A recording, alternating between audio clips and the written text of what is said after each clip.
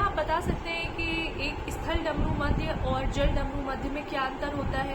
क्या अंतर होता है पनामा स्ट्रेट और बेरिंग स्ट्रेट में? है तो दोनों ही स्ट्रेट, फिर दोनों अलग कैसे हुई?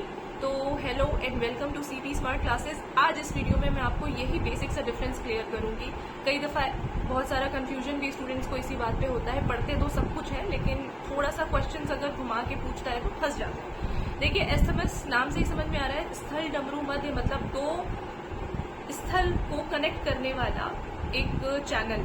बेसिकली जो जल संधियां होती हैं वो दो वाटर बॉडीज को कनेक्ट करती हैं, बट ध्यान देना कि जल संधियां यानी स्ट्रेट्स और एस्थमस डिफरेंस होते हैं, क्योंकि एस्थमस दो वाटर बॉडीज को विभाजित करते हैं एंड दो भूमि जो आप कह सकते हैं दो लैंड मासेस को जोड़ते हैं। अब जैसे कि एग्जांपल देती हूँ मैं आपको, एक पनामा स्ट्रेट चिल्लाते हो आप लोग, Panama Panama Panama south America और दक्षिण अमेरिका को जोड़ती है, तो that is not straight, Panama is isthmus. ठीक है, आप गूगल करोगे, सर्च करोगे, आपको क्लियरली डिफरेंस मिल जाएगा। पनामा जो है वो एक एस्थमस है जो कि साउथ अमेरिका और नॉर्थ अमेरिका को जोड़ती है।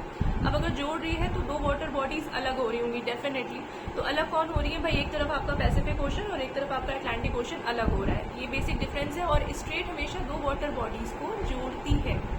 इट मीन्स कि अगर मैं बात करूं बेरिंग स्ट्रेट, तो सबको पता है, पहले तो आंसर करिए आप लोग, कोशिश करिए। बेरिंग स्ट्रेट यानी बेरिंग जल संधि जो है बहुत एग्जाम्स में पूछी गई है, एक समय में बहुत चर्चित, बहुत एक कह सकते हैं आप मोस्ट फेवरेट स्ट्रेट थी।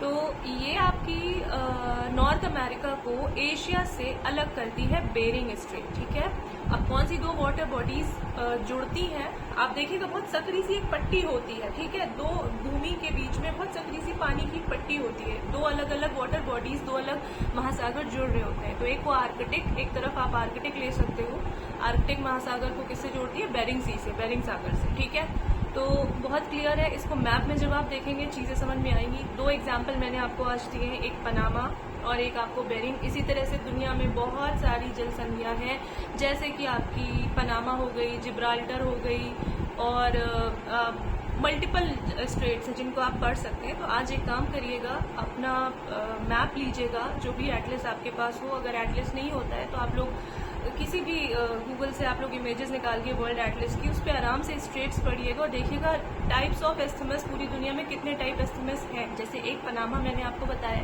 बाकी और कितनी जगह पे एस्थमस है, क्योंकि ज्यादातर आपको स्ट्रेट्स ही देखने को मिलेंगी, एस्थमस बहुत कम मिलेंगे। ठीक है, तो आज के लिए आपको अच्छे से टॉपिक मिल गया है और इसी तरह के और टॉपिक्स के लिए जुड़े रहिए हमारे साथ। Thank you so much.